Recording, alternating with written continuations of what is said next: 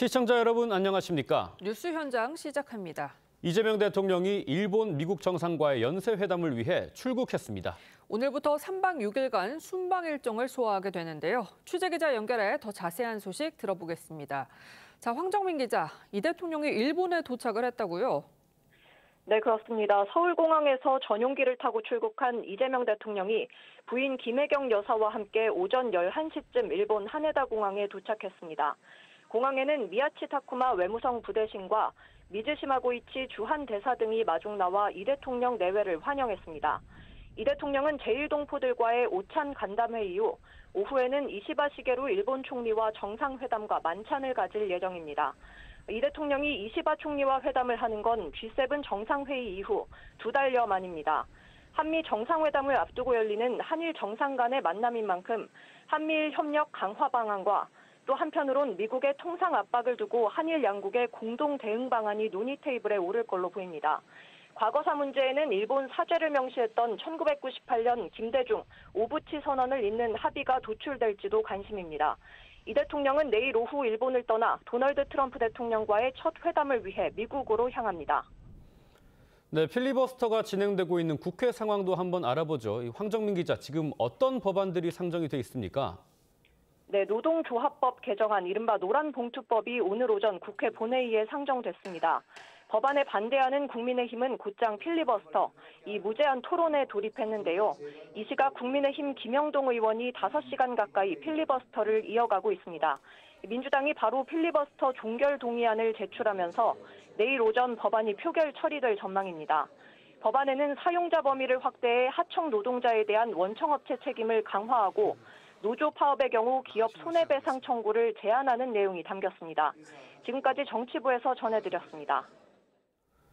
한덕수 전 총리가 내란 특검의 세 번째 소환에 13시간이 넘는 조사를 받고 귀가했습니다. 특검은 한 전 총리에게 내란 동조 혐의를 적용해 조만간 구속영장 청구 여부를 결정할 예정입니다. 류태영 기자입니다. 한덕수 전 국무총리가 13시간 30분가량 조사를 받고 특검 사무실을 빠져나옵니다. 계엄 선포는 언제 받으셨습니까? 계엄 당일에 선포는 보신 건데 왜 못 봤다고 말씀하셨던 거예요? 특검은 세 번째 조사에서 한 전 총리가 계엄에 적극 가담한 것이 아닌지 집중적으로 따져 물었습니다. 계엄 선포에 절차적 정당성을 부여하기 위해 국무회의를 소집한 것으로 보고 내란에 동조한 것으로 의심하고 있는 겁니다. 앞서 한 전 총리는 지난 19일 조사에서 윤석열 전 대통령으로부터 계엄 선포문을 받았다고 시인한 것으로 알려졌습니다. 기억이 나지 않는다던 헌법재판소 증언을 뒤집은 겁니다. 또 한 전 총리는 그동안 계엄 선포를 적극적으로 말렸다는 입장을 보였는데 특검은 한 전 총리의 주장과 반대되는 정황들을 확인한 것으로 알려졌습니다. 특히 대통령실 CCTV 분석을 통해 한 전 총리가 국무회의를 급하게 개최하고 5분 만에 종료하는 데 일조하는 정황을 포착한 것으로 전해집니다. 특검은 한 전 총리의 혐의가 중대하고 증거인멸 우려가 크다고 판단해 주말 중 구속영장 청구를 검토하고 있습니다. 특검이 구속영장을 청구하면 헌정사상 처음 구속영장 심사를 받는 전직 국무총리가 됩니다. TV조선 류태영입니다. 자, 오늘 오전 이 민주당이 추진하는 노란봉투법이 국회 본회의에 상정이 되자 국민의힘은 곧바로 무제한 토론, 필리버스터에 돌입하면서 여야가 팽팽하게 맞서고 있습니다. 국민의힘 당권 경쟁이 김문수 후보와 장동혁 후보, 반탄 주자들의 맞대결로 확정이 됐습니다. 최병천 신성장 경제연구소장, 박민영 국민의힘 대변인과 정치권 쟁점 짚어보겠습니다. 안녕하십니까? 안녕하세요. 반갑습니다. 네, 노란봉투법 사용자 범위를 확대하고 이 파업에 따른 손해배상 청구를 제한하는 게 핵심인데요. 오늘 오전 이 본회의에 상정이 됐습니다. 국민의힘에서는 노란봉투법 처리에 반대하면서 지금도 필리버스터를 이어가고 있죠. 신속하게 처리하겠다는 민주당, 이 노란봉투법의 파장을 우려하는 국민의힘 목소리까지 함께 들어보시죠. 민생개혁 입법을 끝까지 완수하도록 하겠습니다. 노란봉투법, 2차 상법 개정안 등 시급한 민생개혁 법안을 신속하게 처리하도록 하겠습니다. 기업을 해외로 내쫓고 투자와 성장의 발목을 꺾어버릴 한마디로 경제 내란법이라 할 것입니다. 이런 법을 일방적으로 강행 처리하려고 하는 더불어민주당은 경제 내란 세력이라 해야 되지 않겠습니까? 네, 국민의힘에서는 노란봉투법이 불법 파업을 조장할 수 있고 또 경제적 부담이 커질 수 있다 이렇게 보고 있는데 경제 내란법이다 이렇게 강하게 비판을 하고 있어요. 네, 기본적으로 불법적인 행위를 합법화한다라고 하는 측면에서 법의 기본 요건조차 갖추지 못하고 있다라고 저희는 평가를 하거든요. 노란봉투법이 크게 두 가지 내용이 있습니다. 예. 불법 파업을 한다라고 하더라도 그러니까 정해진 노동쟁의 요건이 맞지 않는 파업들 그리고 불법적인 행위를 한다라고 하더라도 일부 예외적인 상황을 제외하면 기업 측이 손해에 대한 배상 청구를 할 수 없도록 한다. 네. 이게 주요 내용이고요. 두 번째가 하청 기업의 노동자가 원청을 상대로 그런 노동쟁의를 하는 것도 허용을 하겠다라고 하는 겁니다. 예. 굉장히 기존의 법 체계를 뒤흔드는 것이고 기업의 경영의 예측 가능성을 뒤흔드는 거거든요. 그렇기 때문에 그 노동자들의 그런 권익을 누구보다도 강조하고 있는 유럽 그리고 유럽의 상공회의소까지도 이런 식이면 대한민국에서 경영 활동을 하기가 어렵다라고 강하게 이야기를 하고 있고요. 미국 상공회의소에서도 오죽하면 1년이라도 유예를 해달라고 이야기를 하고 있거든요. 그런데 예. 속도전만 강조를 하고 있기 때문에 굉장히 우려가 되는 상황이고 이런 법이 통과가 된다라고 하면 우리나라의 경제 성장률뿐만 아니라 증시에도 심각한 악영향을 줄 수밖에 없다. 이런 말씀을 드리겠습니다. 미국과 유럽의 관계 당국들이 우려를 표하고 있다 이런 말씀을 해주셨는데 이재명 대통령을 중심으로 민주당에서는 지금의 근로 환경이나 노동권이 이제 선진국 수준에는 미치지 못한다. 이게 법안 상정의 이유인 것 같아요. 어떠십니까? 지금 손해배상을 청구하지 못하게 하겠다라는 건 일단은 사실이 아니고요. 손해배상을 청구할 수 있는데 그동안은 과도하게 손해배상이 청구돼가지고 과거에 쌍용 자동차 같은 경우는 거의 한 20여 명 가까이가 자살을 하는 그런 일들이 있었거든요. 네. 가게가 완전 파탄 난다 그럴까요? 우리가 과거에 이제 부도가 나거나 하더라도 어느 정도 한도를 좀 정하기 위해서 개인 채무라든가 회생이라든가 이런 제도를 발달시킨 것처럼 넓게 보면은 손해배상도 못하는 게 아니라 이제 좀 절차를 좀 다르게 만든다라고 보실 수가 있고요. 그리고 실은 우리가 이제 그동안 보수라든가 아니면 국민의힘 쪽에서도 우리나라가 노동조합이 대기업들만 노동자들이 조직돼 있어가지고 하청이나 비정규직 노동자들은 오히려 기존의 노동조합이 챙기지 않는 거 아니냐라는 네. 문제 제기가 막 있었는데 실은 이 법의 핵심 중에 하나는 앞에서 말한 손해배상을 둘러싼 게 있고 하청 노동자들은 여러 가지로 어떤 실제로는 뭔가 이러저런 그 원청의 영향을 받고 있는데 사실상 노동조합이 제대로 기능이 안 되는 게 있거든요. 그래서 어떤 이 하청의 노동자들이 원청에 협상을 해가지고 뭔가 협상을 한다고 모든 게 다 되는 건 아니고요. 어차피 단체 협상이라는 게 서로 이제 주고받기라든가 서로 힘겨루기라든가 이런 서로 이제 협상이 있기 때문에 그런 점에서 어떤 이제 하청 또는 비정규직 노동자들의 처우 개선 또는 어떤 노동권 개선의 문제의식이라고 볼 수가 있습니다. 네. 말씀하신 것 중에 이제 금속노조 쌍용차 지부에서 밝힌 사망자가 20명 정도인데 그 사람들이 모두 극단적 선택은 아닌 것 같습니다. 그 부분 짚어드리겠습니다. 네, 국회에서는 방송 3법이 처리가 됐고요. 이제 노란봉투법으로 여야가 충돌하는 상황인데 국민의힘에서는 민주당이 날치기 처리를 하고 있다 이렇게 반발은 하고 있지만 지금 사실상 민주당의 다수를 차지한 상황에서 실질적인 대책은 없는 거 아닌가요? 맞습니다. 사실 윤석열 정권 당시에는 제2국권을 통해서 이런 악법들을 차단을 하고 있었거든요. 예. 그런데 지금 같은 경우에는 거의 유일한 수단이라고 할 수 있는 것들이 필리버스터이기 때문에 저희가 지금 무제한 토론을 통해서 의결을 지연시키고 있기는 하지만 이 무제한 토론마저도 만 하루가 지나고 나면은 국회 3분의 2 의결을 통해서 해제를 할 수가 있습니다. 그렇기 때문에 180여석 이상을 가지고 있는 여권이 마음만 먹으면 하루 만에 강제로 무제한 토론까지 종결시킬 수가 있다라고 하는 거죠. 그렇기 예. 때문에 물리적인 절차로는 저희가 막을 수 있는 수단이 없습니다. 더군다나 법사위원장마저도 추미애 전 장관이 차지를 했지 않습니까? 그렇기 때문에 더더욱 여권의 책임이 막중한 거거든요. 이런 상황이기 때문에 이 법안이 졸속으로 처리가 돼서 문제가 발생하면 그 책임은 오로지 정부 여당이 다 뒤집어 쓸 수밖에 없다라는 겁니다. 이런 지점들을 명심을 해야 될 것 같습니다. 네, 말씀하신 것처럼 지금 방송 3법에 이어서 노란봉투법도 통과가 자명하고 기업들로서는 노란봉투법 이후에 경영 환경을 좀 고민을 해야 되는 상황입니다. 그리고 지금 8.15 특별 사면의 여파가 아직 가시지가 않고 있습니다. 조국 전 대표가 너무도 이 광폭 활발한 행보를 보이고 있기 때문인데요. 민주당에서는 좀 자숙하는 모습을 기대했던 것 같습니다. 그래서 우려가 나오고 있습니다. 하지만 조국 전 대표는 뚜벅뚜벅 걸어가겠다 이런 확고한 입장을 보이고 있습니다. 민주당의 입장과 함께 준비했습니다. 들어보시죠. 나오자마자 마치 개선 장군인 것처럼 언제 다음에 출마하겠다 또 20, 30대를 향해서 내가 어떤 메시지를 낸다고 해서 어떤 의미가 있겠냐 이런 식의 메시지가 동의가 안 됐고 혼란스러웠습니다. 최소한 자숙하는 모습은 있어야 되는 거 아니었나. 좋은 쓴약이 된다고 예. 생각하는데요. 이제 그런 충원을 주신 분들의 마음은 충분히 이해가 됩니다만은 저로서는 당을 다시 활성화시켜야 될 책무가 있고 예. 물론 그렇게 천천히 가라 뭐 이런 말씀이 있는데 제가 충분히 이거 받아들이면서 뚜벅뚜벅 걸어가겠습니다. 네, 들으신 것처럼 조 전 대표 사면을 가장 먼저 제기를 했었던 민주당 강득구 의원조차도 혼란스럽다는 입장을 밝혔는데 조국 전 대표 뚜벅뚜벅 걸어가겠다 이런 입장을 밝혔습니다. 지금 뭐 민주당의 우려와 상관없이 마이웨이 행보를 이어가겠다 이렇게 해석을 해야 될까요? 지금 지난 대선에 조국혁신당은 대선 후보를 못 냈어요. 개혁신당 이준석 후보가 하면서 총선 때까지는 조국혁신당의 존재감이 거의 개혁신당에 비해서 득표율로 보면 한 거의 6배 이상이었었거든요. 네. 그런데 존재감이 너무 없는 상태에서 지지율도 많이 떨어져 있었거든요. 정당 지지율이. 이제 조국혁신당 대표 입장에서는 뭔가 당 지지율을 내가 끌어올려야 되는 거 아니냐 이런 마음이 좀 앞서서 하긴 하는데 실은 민주당 입장에서는 여러 가지 정치적 지지율이 추락을 또 어떻게 보면 감수하고 사면을 했었던 거여가지고 아니 그러면 최소한 초반에는 좀 어느 정도 최소한 뭐 일주일이라든가 뭐 일정 기간 동안은 자숙하는 모습을 보여주고 또 뭔가 이렇게 좀 뭐랄까 미안해하거나 아니면 고마워하는 모습을 보여줬으면 하는데 서로 이제 이해관계가 다르다 보니까 입장이 다르다 보니까 좀 서로 이제 약간 서운한 얘기를 하고 있는 것 같은데 아무래도 지금 조국 대표가 이렇게 이제 뚜벅뚜벅이라는 얘기는 귀담아 듣긴 하지만 좀 이렇게 계속 지금 방식을 하겠다라는 걸로 좀 받아들여지고 있습니다. 뭐 조국 전 대표 행보가 개선 장군 같다 이런 비판도 있어요.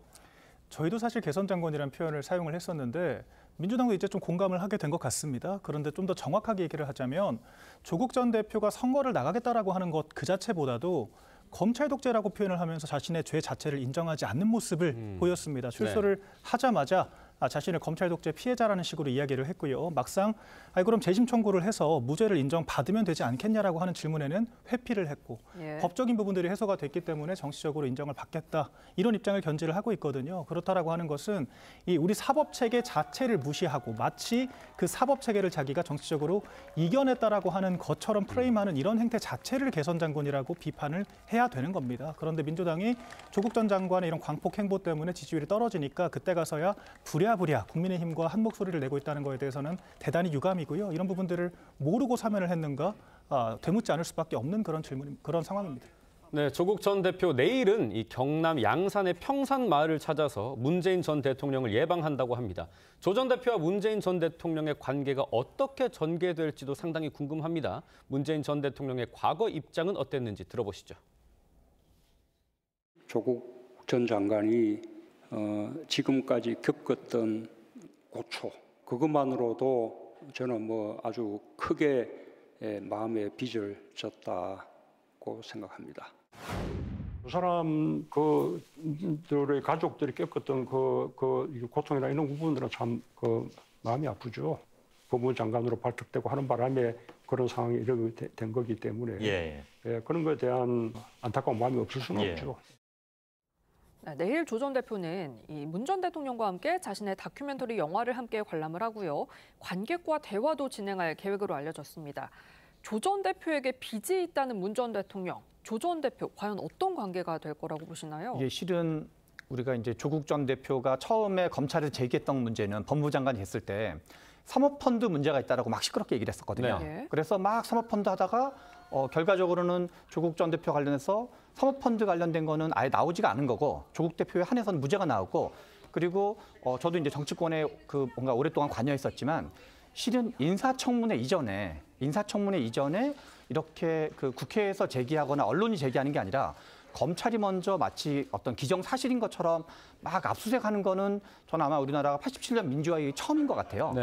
그래서 조국 대표가 나중에 이제 입시 비리 관련돼서는 밝혀진 게 사실이고 본인도 그거는 여러 차례 최소한 10번 이상 사과를 했었거든요. 그래서 그것이 없었다고 하는 건 아니고 일종의 조국 대표가 전 대표가 잘못한 게 있는 건 명백한 사실이지만 그거와 별개로 검찰도 너무너무 과했던 거 아니냐라는 정서가 있는 거기 때문에 그래서 문재인 전 대통령 입장에서는 뭔가 검찰 개혁의 미션을 두고 법무부 장관을 했기 때문에 고초를 겪은 측면이 부분적으로 있기 때문에 그거에 대해서 미안함 감정이 있을 수 있는 건 충분히 이해할 수 있는 거죠. 그래서 잘못이 없다라는 게 아니라 한편으로 이제 과했던 측면 그거에 대해서 느끼기 때문에 뭔가 좀 지금이라도 이제 그런 정서적인 얘기를 하시는 걸로 이해가 됩니다. 네, 주말 동안 문재인 전 대통령을 예방하는 조국 전 대표는 26일부터 28일까지는요, 광주와 담양 등 호남 지역을 찾습니다. 특히 담양은 조국 혁신당에서 처음으로 지방자치단체장을 배출한 곳인데 그렇기 때문에 조국 전 대표가 벌써부터 지방선거를 염두에 뒀다 이런 얘기도 나옵니다. 네, 사실 이 담양 선거가 흥미로웠던 것이 국민의힘은 후보를 내지 못했거나 사실상 거의 득표를 하지 못한 그런 선거였거든요. 예. 그럼에도 불구하고 민주당과 조국혁신당이 1대1로 맞붙어서 조국혁신당의 선택을 받았던 그런 선거였습니다. 그렇습니다. 네, 그렇기 때문에 민주당 입장에서는 호남에서의 표심이 오히려 민주당이 아니라 조국혁신당으로 흘러가는 것이 아닌가 경계심을 가질 수밖에 없는 상황이거든요. 이번에도 지방선거를 한다라고 하면은 호남 지역에서 누가 더 득세를 할 것인가 이런 부분들이 굉장한 평가를 받을 수밖에 없습니다. 지금도 민주당의 권리당원의 과반 이상이 호남에 포진해 있다라고 할 정도로 민주당의 심장에 가깝기 때문에 민주당 입장에서는 빼앗을 수밖에 없는 거거든요. 더군다나 조국 전 대표가 지금 오늘 SNS를 보시면은 조국혁신당을 잘 이끌겠다라고 하는 걸 넘어서 민주 진보 진영 전체를 아우르겠다라고 하는 강한 의지를 표명을 하고 있거든요. 예. 그 말은 즉슨 이제 민주당이 문재인 전 대통령과 함께 조국 전 장관을 위시해서 이제 진보 진영의 당권을 틀어주려고 하는 것이 아니냐 이런 해석까지도 가능할 것 같습니다. 점차 민주당에서 조 전 대표를 향한 불편한 기색을 드러내는 상황에서 합당 가능성은 줄어들고 있다고 봐야 될까요? 실은 이게 합당이라는 게 여러 가지 왔다 갔다 해야 되는 게 있기 때문에요. 예. 내년 6월에 지방선거가 있거든요. 그냥 다 떠나서 물리적으로 합당은 어렵다고 봐야 돼요. 그리고 이제 조국혁신당은 아직 당대표 체제도 그러니까 정비가 안 됐고 좀 출소한 지 이제 얼마 되지도 않은 셈이거든요. 네. 그래서 일단 일반적인 전망은 지방선거는 또 이제 호남 지역은 경쟁이 가능할 수 있지만 나머지는 또 선거연합 문제를 또 논의 안 할 수가 없거든요. 예. 그리고 덧붙여서 국회의원 보궐선거가 몇 군데가 있어요. 그래서 전국과 호남을 어떻게 할 건지 그다음에 국회의원 선거와 단체장 선거의 관계를 어떻게 할 건지 그런 약간 좀 고차방 정책이 있다 그럴까요? 그런 네. 측면이기 때문에 지방선거 이전에 합당할 가능성은 현저히 적고 아마 이제 선거연합을 또는 이제 서로 뭔가 주고받기를 어떻게 할 건지 그런 이야기가 중심적으로 될 걸로 예상이 됩니다. 예.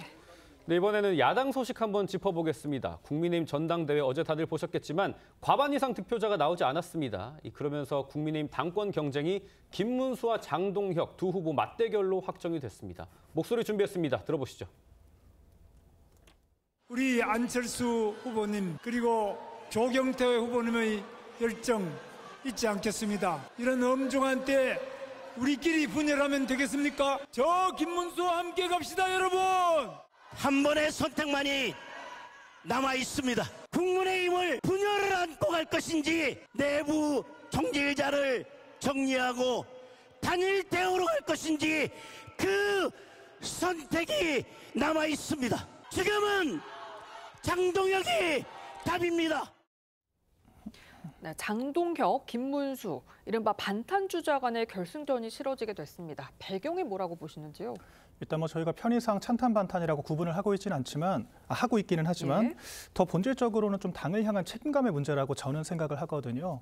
한동훈 전 대표는 특히 본인이 개혁 세력이라고 지칭을 하지만 엄밀히 따지면은 여당 대표를 지내면서 윤석열 전 대통령과 극한의 대립을 이끌기도 했었고 결과적으로 윤한 갈등으로 일컬어지는 당정 관계 파탄이 비상계엄을 위시한 현재 상황의 원인이 되었다라고 하는 지적이 충분히 가능하거든요.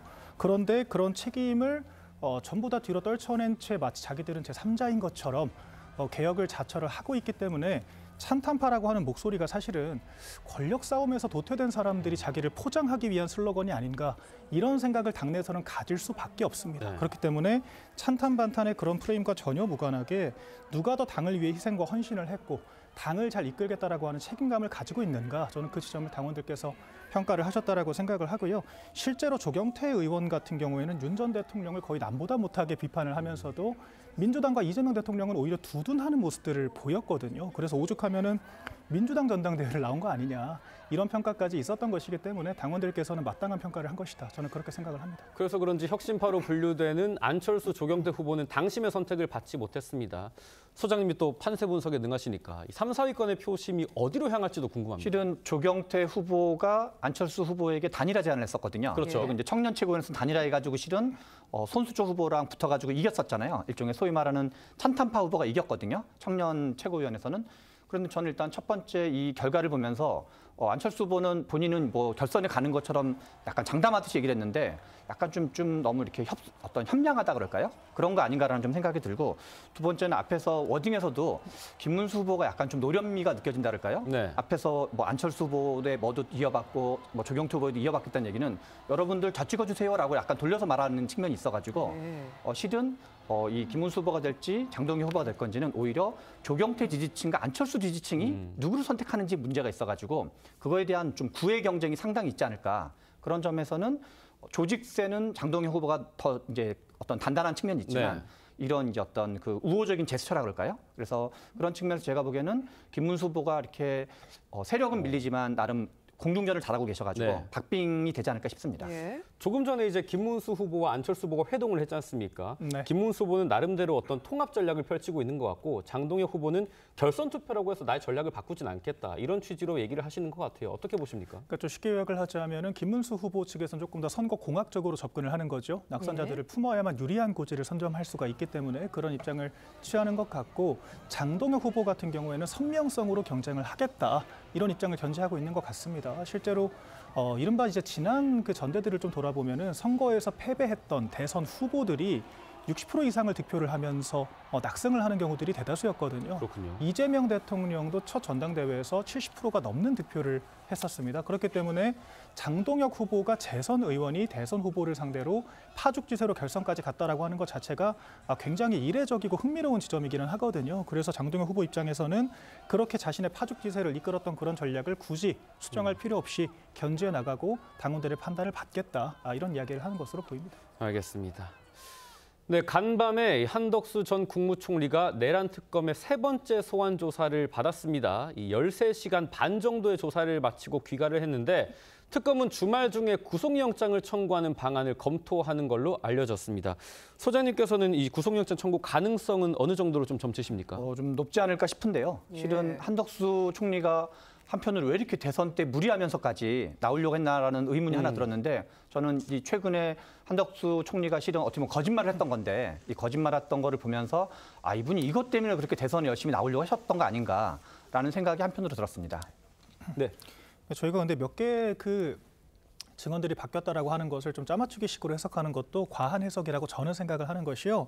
당시에 국무위원들의 일관된 그 증언들을 보자면 굉장히 경황이 없고 이른바 패닉 사태였던 것으로 생각이 됩니다. 그럴 수밖에 없지요. 사실 사전에 인지하지 못한 상태에서 비상계엄이라고 하는 초유의 사태가 벌어지지 않습니까? 그렇기 네. 때문에 경황이 없는 상황에서 일부 어떤 사실관계들에 대해서 기억이 없다라고 이야기를 했던 것으로 보이고 다만 검찰 측에서 이제 CCTV 등 증거 자료들을 확보를 한 측면들도 있고요. 시간이 다소간 흐르면서 또 생각을 정리를 하지 않습니까? 그 과정에서 관련 선포문 등을 받았다라고 진술을 했다라고 한다면 이 자체가 말이 바뀌었다라고 얘기하기는 어려운 측면들이 있거든요. 또한 한덕수 총리 같은 경우에는 국무회의를 제청을 하는 것이 국무총리의 권한이고 의무이기 때문에 그렇게 좀 소위 이제 개입이 됐던 것이지 뭐 주요 임무 종사자라고 할 정도의 좀 적극적인 자귀를 한 바가 없다라고 전해지고 있거든요. 그렇기 때문에 혐의 적용에 한계가 있다라고 생각을 하고요.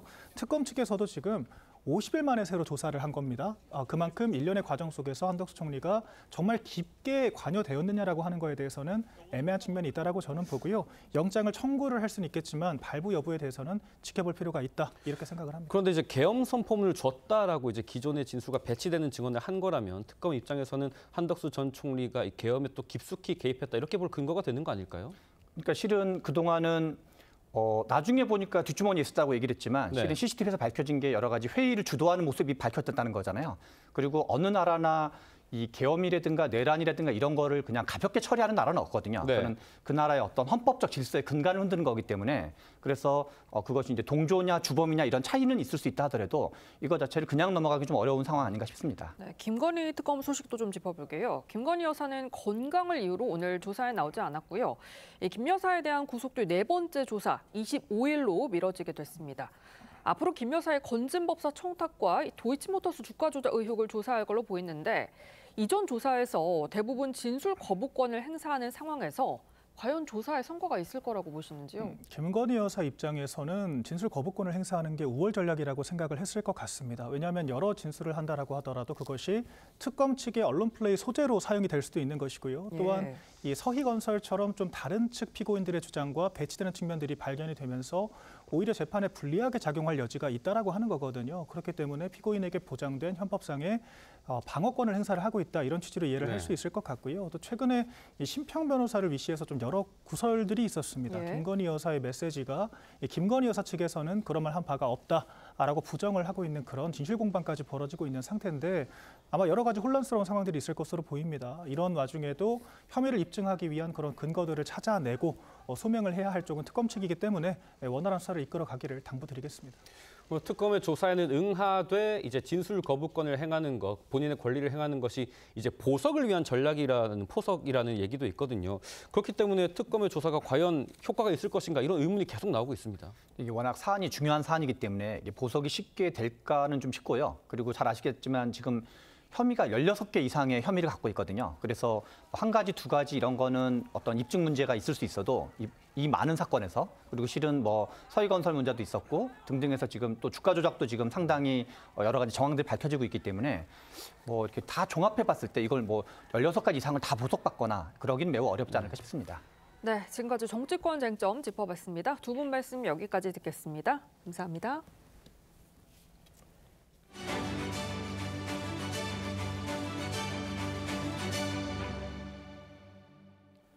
북한이 대남 확성기 일부를 철거하고 있다는 우리 정부 발표에 김여정은 철거한 적도 그럴 생각도 없다고 반박을 했죠.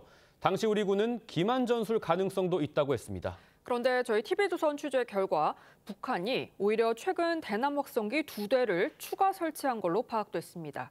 철거 움직임이 포착됐다며 신속하게 발표했던 군은 이번엔 조용합니다. 이태영 기자의 단독 보도입니다. 주말이었던 지난 9일 우리 군은 전방 일부 지역에 북한의 대남 확성기 철거 활동이 식별됐다며 긴급 문자를 통해 알렸습니다. 대통령까지 이를 언급하자 북한 김여정은 확성기를 철거한 적이 없다고 부인했습니다. 우리는 국경선에 배치한 확성기들을 철거한 적이 없으며 또한 철거할 의향도 없다. 철거했던 확성기 2대 가운데 한 대는 당일 바로 재설치한 데다 북한의 반박까지 나왔지만 우리 군은 기만 전술 가능성을 의심했습니다.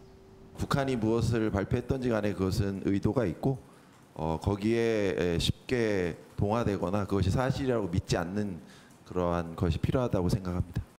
TV조선 취재 결과 북한이 최근 철원과 화천 전방에 기존에 없었던 대남 확성기 2대를 추가로 설치한 것으로 파악됐습니다.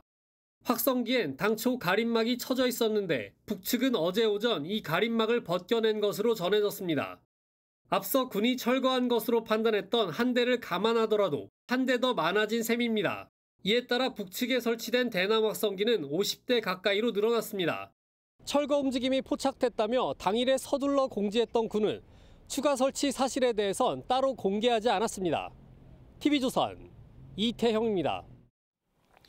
네, 이재명 대통령이 3시간 전쯤 도쿄에 도착을 해서 일본 순방 일정을 시작했습니다. 한일, 한미 회담을 앞두고 북한은 압박 수위를 높이고 있습니다. 북한이 압박을 이어가는 배경과 한일, 한미 회담의 쟁점들, 문성목 한국국가전략연구원 통일전략센터장과 짚어봅니다. 안녕하십니까? 네, 안녕하십니까?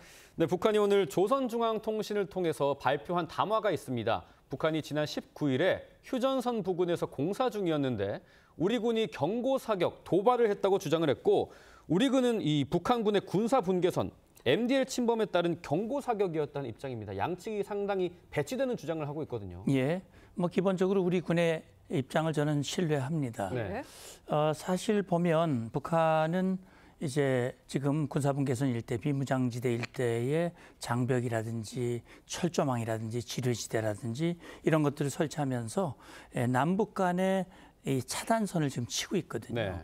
네. 작년에도요 여러 차례 북한군이 그 공사 진행 과정에서 군사분계선을 침범해서 남쪽으로 내려왔고 우리 측이 경고 사격 또 그렇게 해서 북으로 돌아가는 일들이 여러 번 있었거든요. 네. 이번에도 그 연장선이라고 저는 보고 있습니다. 북측 주장은 자기들이 사전에 유엔사 측, 뭐 북한은 미국이라고 얘기했는데 미 측에 사전 통보하고 통보 하에 정상적으로 하는 이 활동에 대해서 우리 군이 도발을 했다라고 지금 사실과 다른 그런 주장을 하고 있는데 우리 입장에서는 정전협정에 따라서 아무리 통보를 하더라도 군사분계선 넘어오면 안 되는 거거든요. 그렇죠. 그래서 우리가 경고를 했고 경고에 응하지 않자 경고 사격은 직접 쏘는 게 아니라 머리 위로 저 앞쪽으로 쏘는 거기 때문에 위에 하는 것은 아니거든요. 저는 우리 군의 정상적인 그런 조치에 대해서 북한이 지금 허위 주장을 하고 있다라고 생각을 합니다. 특히 북한은 한미연합훈련인 을지 자유해방패 와중에 한국에 경고 사격을 했다면서 의도적인 도발이다라고 주장을 하고 있어요. 예, 그러니까 우리의 정상적인 한미연합연습이 방어적이고 연례적이거든요. 따라서 우리가 훈련할 때마다 북측에다 사전 통보를 하고 그렇게 의심스러우면 와서 참관을 해라. 이렇게 그동안 수십 년 동안 얘기를 했지만 한 번도 북한이 와서 참관한 적이 없어요. 북한의 주장은 북침 핵전쟁 연습이다 이렇게 얘기를 하는데 방어 연습입니다. 그럼에도 불구하고 이렇게 공격적이고 침략적인 전쟁 연습의 연장선상에서 우리 군이 도발을 했다. 이렇게 거짓 주장을 하고 있고 이것은 어떻게 보면 명백한 적반하장이고 북한의 잘못을 덮으려고 하는 그런 불순한 의도다. 저는 그렇게 봅니다. 지금 북한이 자위권 행사로 대응하겠다 이렇게 나서고 있단 말이죠. 이게 단순한 남북 관계 문제가 아니라 지금 우리가 앞둔 한일 관계, 한일 회담 때문에라도 이렇게 나서는 이유가 있을까요? 아마 그걸 염두에 두겠죠. 북한으로서는 지금 이재명 정부가 출범하고 지금 이재명 정부는 조금 더 친북적이고 친중적인 그런 색채를 띠고 있다고 생각을 하고 그게 자기들에게는 기회일 수 있겠다라고 봤지만 지금 정부 출범 이후에 한미동맹을 기초로 한 한미일 안보협력을 강화하겠다. 또 한미연합연습도 정상적으로 실시하는 걸 보면서 김정은이 좀 실망했을 거예요. 그렇기 때문에 지금 한일, 한미 정상회담을 앞두고 이걸 좀 흔들어 보고 자기들의 존재감을 과시하고 적어도 한일, 한미 정상회담 때 북한 비핵화라든지 북한에게 불리한 얘기는 하지 마라라고 하는 것을 뭔가 사전 예고하는 그런 뜻도 담겨져 있다고 봅니다. 네, 저희 TV조선 단독 보도 소식도 짚어볼게요. 북한이 최근 대남 확성기 2대를 추가로 설치한 걸로 파악이 됐습니다. 우리 정부는 지난 9일에 북한이 대남 확성기 일부를 철거하고 있다라고 긴급 문자를 통해 알렸는데 지금 이게 섣부르고 잘못된 상황 파악으로 드러나고 있거든요. 우리 군의 제대로 된 입장 표명 필요하지 않을까요? 예, 지금 이제 합참 대변인이 그런 얘기를 하는 걸 지금 방금 봤는데 북한의 행동에 대해서 뭐 일일이 대응하지 않겠다라고 하는 뜻으로 생각이 돼요. 저는 그렇게 봅니다. 북한이 우리 군의 확성기 방송 중단 철거에 대해서 사실은 김정은이 굉장히 마음으로 기뻐할 거예요. 아주 다행이다라고 생각을 하겠지만 사실 이게 상황이 어떻게 바뀔지 모르거든요. 그렇죠. 그래서 우리는 그걸 뭐 세우고 철거하는 게 아주 신속하게 할 수 있지만 북한은 상당히 제한이 될 수가 있어요. 그렇기 때문에 아마도 기술적인 문제도 있고 또 심리적인 문제, 다시 말하면 우리 정부가 하는 조치에 대해서 뭔가 찬물을 끼얹고자 하는 뭐 남측의 그 조치에 우리가 일희일비하거나 그걸 뭐 받아들여서 우리도 철거하거나 그렇게 하지 않는다라고 하는 것을 보여주기 위한 뭔가 심리적인 차원에서 하는 조치가 아닐까 싶어요. 그러니까 사실은 북한이 철거를 하든 안 하든 또 그걸 추가로 하나를 더 설치했든 그것이 우리에게 미치는 영향은 매우 미미하다고 봅니다. 왜냐하면 북한이 전기가 없고 북한이 아무리 방송을 해봐야 우리에게 미칠 영향은 별로 없는 거거든요. 그런 차원에서 봤을 때 아마도 우리 군도 북한의 행동에 대해서 끌려다니거나 하지 않겠다라는 그런 입장으로 일단 북한의 행동을 주시하고 대응하는 그런 입장으로 저는 이해를 합니다. 네, 지금 1박 2일간의 일본 방문을 끝내면 이재명 대통령이 곧바로 미국으로 향할 예정입니다. 백악관에서 트럼프 대통령과의 회담이 어떻게 진행될지가 초미의 관심사인데 지금 지난 6월 대선 후보 당시에 이재명 대통령이 외교 전략에 대해서 어떤 입장을 밝혔는지 들어보시죠. 그러니까 트럼프와 또 외교, 안보적으로 전략적인 대응이 필요할 것 같은데. 당연하죠. 외교는 누가 일방적으로 덕을 보고 누군가는 일방적으로 손해보는 건 아니에요. 그건 외교가 아니에요. 그거는 약탈이죠. 트럼프 대통령이 또 만만한 분이 아니어서. 뭐 저도 만만한 사람은 아닙니다. 다른 나라 대통령 앞에서 면박 주기도 하고 막 그러니까. 그런 걸 피할 수는 없지 않습니까? 국민 모두를 위한 거니까 저는 뭐 필요하면 가랑리 이미지라도 그걸 기를 수 있다고 생각해요. 이번 한미 정상회담에서 핵심 의제 가운데 하나가 바로 우리 정부의 국방비 증액이 될 거다 이런 관측이 나오고 있거든요. 이재명 대통령의 실용 외교 전략 속에서 우리 어떤 카드로 준비를 해야 될까요? 네, 지금 이제 동맹 현대화라는 표현을 쓰고 있잖아요. 네. 그건 안보 환경이 바뀌었으니 우리의 동맹도 거기에 맞춰서 바꿔줘야 된다. 그런데 실제 그 내용은 그런 겁니다. 한국의 역할을 증대하고 한국의 역량을 강화하라. 그 연장선상에서 국방비를 늘리려는 얘기거든요. 이미 나토의 국방비를 5%까지 앞으로 10년 동안 늘리는 걸 합의를 했고요. 그래서 저는 그렇게 생각을 해요. 우리의 자위력을 늘리는 건 필요합니다. 그리고 동맹에서 우리의 역할과 우리의 역량이 강화된다면 미국도 우리에게 상응한 조치를 해야 되거든요. 저는 그런 거를 봤을 때 우리의 역량을 늘리기 위한 또 하나의 방법은 뭐냐면 이번에 이제 안보실장도 그런 얘기를 했습니다만 원자력 협정의 개정 문제를 얘기를 했어요. 우리는 핵이 없지 않습니까? 네. 미국이 제공해주는 해구산 확장 억제에 의지를 하고 있는데 그것보다는 우리도 잠재적 역량, 이를테면 플루토늄의 재처리라든지 또는 농축 퍼센트를 늘리는 거라든지 이것이 어떻게 보면 북한에게 미치는 영향이 적지 않습니다. 우리는 평화적으로 이용하는 하는 겁니다만, 그래서 북한 한미 간의 과거에 미사일 협정을 완화하면서 우리의 역량이 강화됐고 그것이 대북 그다음에 대외 억제력을 강화하는 거거든요. 네. 그런 차원에서 이번에 만약에 우리가 국방비를 늘리는 그런 합의를 한다면 거기에 상응한 미국의 조치, 미국의 확장 억제를 신뢰성이나 실효성을 강화하고 또 원자력 협정 개정이라든지 이런 걸 통해서 우리의 역량을 강화하는 그런 결과를 가져왔으면 좋겠습니다. 알겠습니다. 센터장님 말씀은 여기까지 듣겠습니다. 지금까지 문성묵 한국국가전략연구원 통일전략센터장님과 함께했습니다. 감사합니다. 감사합니다.